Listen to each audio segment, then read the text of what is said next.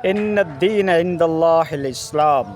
محترم ناظرین اور معزز سامعین کرام، دین تو جو ہے وہ اللہ کے نزدیک اسلامی ہے، ٹھیک ہے۔ اب مسلم کمیونٹی کے اندر، مسلم برادری کے اندر ریلیجن کا بہت مہتو ہے، بہت اہمیت ہے، اور اس کے اوپر انسان جان دینے تک تیار ہو جاتا ہے۔ اور اس ڈبیٹ کو لے کر، اس بحث و مباحثے کو لے کر کہ ہم صحیح ہیں وہ غلط ہے، یہ ایک فرقہ پرستی کی جو لعنت اس وقت مسلم کمیونٹی کے اندر پائی جاتی ہے، عقائد کی بیسس کے اوپر، مسلک کی بیسس کے اوپر، اور الگ الگ اسکول آف تھاٹ کو لے کر مسلم قوم کے اندر الگ الگ بحث اور مباحثہ، جرح اور تعدیل اور مجادلہ، اس طریقے کی بحثیں چلتی رہتی ہے علماء کے بیچ کے اندر بھی اور عوام اور خواص کے بیچ کے اندر، کہ بھائی وہ فرقہ صحیح ہے، وہ جماعت صحیح ہے اور وہ غلط ہے۔ اس طریقے کی ایک تھاؤٹ ایک انسان کے دماغ میں آتی ہے۔ اکثر بیشتر نوجوان مجھے بھی پوچھتے ہیں کہ مولوی صاحب کس عالم کی بات کو ایکسیپٹیبل کر دیا ہے، کس کو ہم سویکار کریں، کس کے اوپر عمل کریں۔ مختلف علماء کرام آتے ہیں، الگ الگ اسپیچ دیتے ہیں، الگ الگ بیانات سناتے ہیں، وعظ و تقریر کرتے ہیں، خطابات کرتے ہیں، تو ہم کس بات کو سویکار کریں، کس بات کو تسلیم کریں؟ کوئی مختلف عقائد کے بارے میں بتاتا ہے، کوئی اپنے مسلک، اپنی اپنی جھونپڑی کو برقرار رکھنے کے لیے اور الگ الگ قسم کے وہ بیانات کرتے رہتے ہیں، تو ہم کس بات کو تسلیم کریں؟ ایک کنٹروورسی پائی جاتی ہے، ایک تضاد پایا جاتا ہے، ایک ڈفرینسز پایا جاتا ہے، ایک آپس میں تفریق پائی جاتی ہے قوم کے اندر۔ تو دوستو، آج قریب قریب تو میں آپ کا مسئلہ حل کرنے جا رہا ہوں، لیکن یہ امت کا ایسا المیہ ہے جو قدیم زمانے سے چلا آ رہا ہے، یہاں تک کہ سلف صالحین سے چلا آ رہا ہے۔ کئی جماعتیں ہوئی، معتزلہ کا نام آپ نے سنا ہوگا، خوارج کا نام آپ نے سنا ہوگا، منافقین کا آپ نے نام سنا ہوگا، بنو امیہ کا آپ نے اختلافات دیکھے ہوں گے، پھر سلطنت عثمانیہ تک کے جو اختلافات جو تھے، اور خصوصاً آج کے دور کے اندر جو جدید دور ہے، یہ ہم 21ویں صدی کے اندر داخل ہو رہے ہیں، تو اس کے اندر تو فتنے عروج کے اوپر ہیں، نئے نئے اسکالرس آتے ہیں، نئی نئی باتیں بتاتے ہیں، چند کتابیں جس نے پڑھ رکھی ہے وہ بھی اسلام کا انٹرپریٹیشن بیان کرنے کے لیے آ جاتے ہیں، آپ کو سمجھانے کے لیے آ جاتے ہیں کہ صحیح اسلام میں آپ کو پروس رہا ہوں، صحیح اسلام میں آپ کو سکھا رہا ہوں۔ تو اس طریقے کے جدید قسم کے جو اسلامی جو اپنے آپ کو اسکالرس کہتے ہیں، حالانکہ انہوں نے چند کتابیں پڑھ رکھی ہے، اسلام کا گہن ادھین نہیں کر رکھا ہے، نہ ہی اسلام کے اوپر ان کی بہترین قسم کی کوئی اسٹڈی ہے، مطالعہ ہے، تحقیق ہے، اور نہ کوئی اس کی اتنی کوئی ڈسکوری ہے، لیکن پھر بھی وہ یہ کلیم کرتے ہیں، دعویٰ کرتے ہیں کہ اسلام کو تو ہم نے سمجھ رکھا ہے۔ اس کا کانسیپٹ غلط تھا، ان کا جو پرنسپل تھا، ان کا جو عقائد جو تھے وہ بالکل غلط تھے، اور صحیح اسلام یہ ہے۔ پھر توحید کے اندر بھی وہ شیطانی توحید بیان کرتے ہیں، طغیانی توحید بیان کرتے ہیں۔ توحید کا بظاہر تو انہوں نے لبادہ اوڑھ رکھا ہے کہ ہم توحید کی تعلیم دے رہے ہیں، لیکن اس کے اندر اپنے بزرگوں کو گھسیٹ دیتے ہیں، اپنے باواؤں کو، اپنے اکابرین کو اس میں لے کے آتے ہیں۔ تو یہ کون سی توحید ہے؟ خدا کے مقابل توحید کے اوپر جو زیرو ٹالرنس ہونا چاہیے۔ تمام پیغمبروں کی تعلیم کیا تھی؟ توحید کی تعلیم تھی۔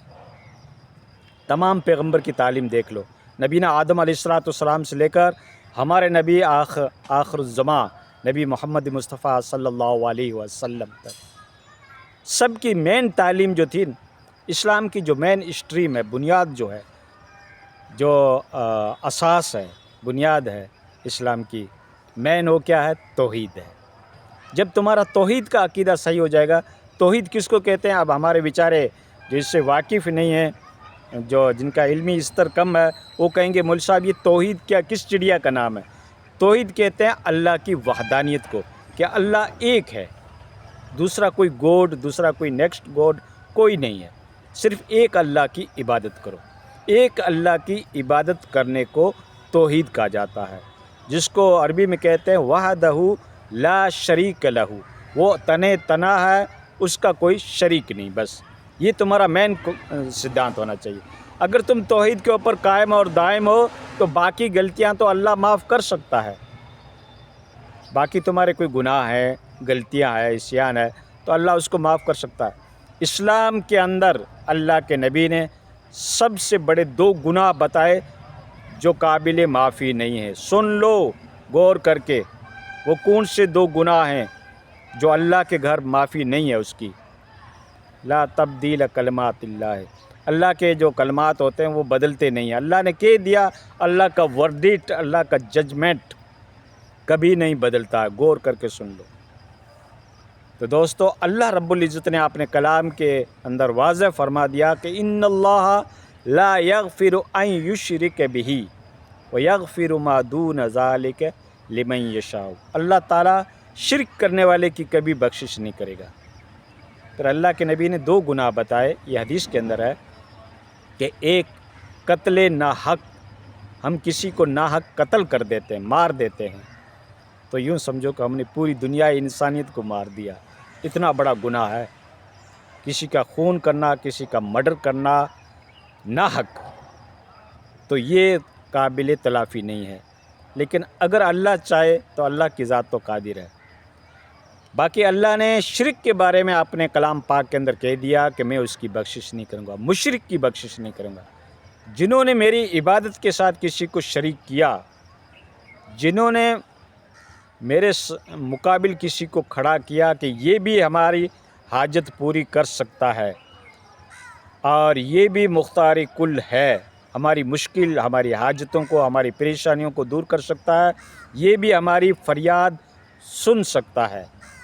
یعنی جس طریقے سے خدا کے بارے میں ہم کلیم کرتے ہیں، ٹھیک اس طریقے سے نیکسٹ باڈی کے بارے میں کلیم کرنا کہ یہ بھی ہماری مدد کر سکتا ہے یا یہ بھی کوئی چیز کو پیدا کر سکتا ہے۔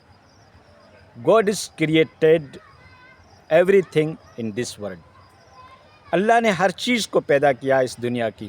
اس طریقے سے اگر ہم کلیم کریں کہ بھئی دوسرا انسان بھی کوئی چیز مطلب پیدا کر سکتا ہے، ایک تو دنیا کی اسباب کے اعتبار سے انسان کوئی انسٹرومنٹ یا کوئی ڈیوائس بناتا ہے، کوئی مشینری بناتا ہے، کوئی گاڑی بناتا ہے، وہ ایک الگ چیز ہے۔ وہ دنیاوی اسباب، مادی اسباب کے ساتھ اللہ نے جو ان کو کمپٹیشن دی ہے اس کی بنا کے اوپر بنایا، وہ ایک الگ چیز ہے۔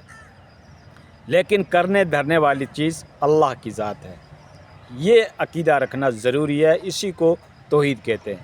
ہر کسی کے سامنے جا کے جھک جانا، ہر کسی کے سامنے سجدہ کر لینا، ہر ایک کے مزار کو چومنا، چاٹنا، طواف کرنا، یہ ساری شرک کی ایکٹیویٹی میں آتا ہے، ٹھیک ہے نا؟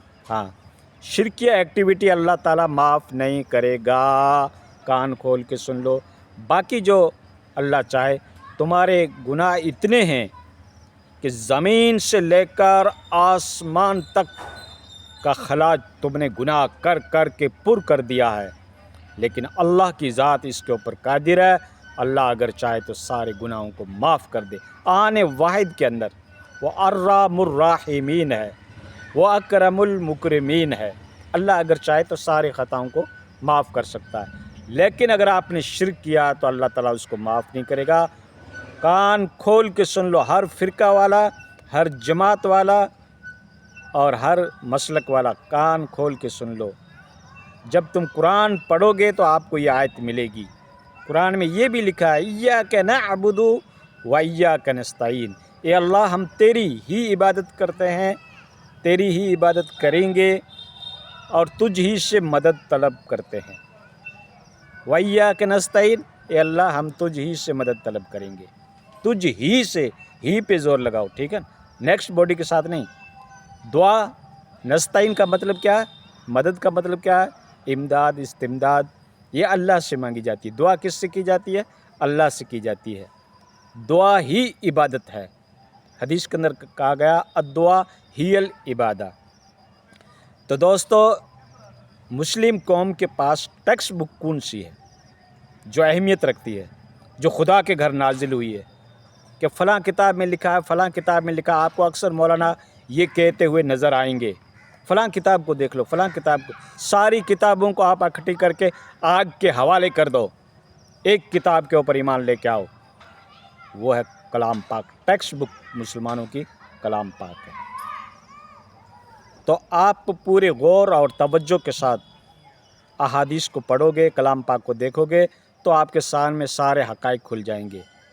सुलह हुदैबिया के ऊपर अल्लाह के नबी सल्लल्लाहु अलैहि वसल्लम ने इरशाद फरमाया कि मैं आपके बीच में दो चीज़ें भारी छोड़ के जा रहा हूँ, अगर तुम उसको पकड़ के रखोगे तो तुम कामयाब होगे, राह रास्त के ऊपर होंगे। एक कुरान मजीद के बारे में बताया कि ये अल्लाह की किताब है, बार बार कहा ये अल्लाह की किताब है, इसको मजबूती के साथ पकड़ के रखना, पकड़ के मतलब इसके ऊपर अमल करना।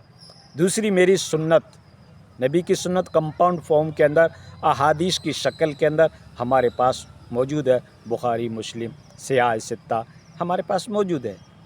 तो अल्लाह के नबी सल्लल्लाहु अलैहि वसल्लम ने कोई बावा नहीं छोड़ा, कोई पीर नहीं छोड़ा, कोई मुर्शिद नहीं छोड़ा, कोई अकाबरीन नहीं छोड़ा, कोई सल्फ़ और खलफ नहीं छोड़ा। अल्लाह के नबी ने दो चीज़ें छोड़ी जिसके ऊपर हम कलमा पढ़ते हैं, जिसके नाम के ऊपर हम जान दे देते हैं। नबी की तौहीन को हम बर्दाश्त नहीं करते हैं, नबी की इंसल्ट को हम बर्दाश्त नहीं कर सकते हैं। नबी से अपने बच्चों से ज़्यादा, माँ बाप से ज़्यादा हम प्यार करती है। मुस्लिम कौम अक़ीदत रखती है, और अक़ीदत ना रखे तो वो मुस्लिम ही नहीं है। उसने क्या छोड़ा? कुरान और हदीस, दो चीज़ें छोड़ी। कोई बाबा नहीं छोड़ा, कोई मज़ार नहीं छोड़ी, कोई शेख नहीं छोड़ा, कोई तरीक़त कोई नहीं छोड़ी, बल्कि क्या अल्लाह के नबी ने कहा कि मेरी सुन्नत और कलाम पाक। ठीक है, तो आप इसके ऊपर गौर करोगे तो इंशाअल्लाह आपके काफ़ी मसाइल जो है फ़िरक़े परस्ती की, आपस में जो तज़ाद है, इख्तिलाफ़ है, एक दूसरे के गिरबान पकड़ लेते हो, एक दूसरे की मस्जिद में नहीं आने देते हो, काफ़ी मसले आपके हल हो सकते हैं अगर ये मेरा वीडियो आपने अगर तवज्जो के साथ सुन लिया।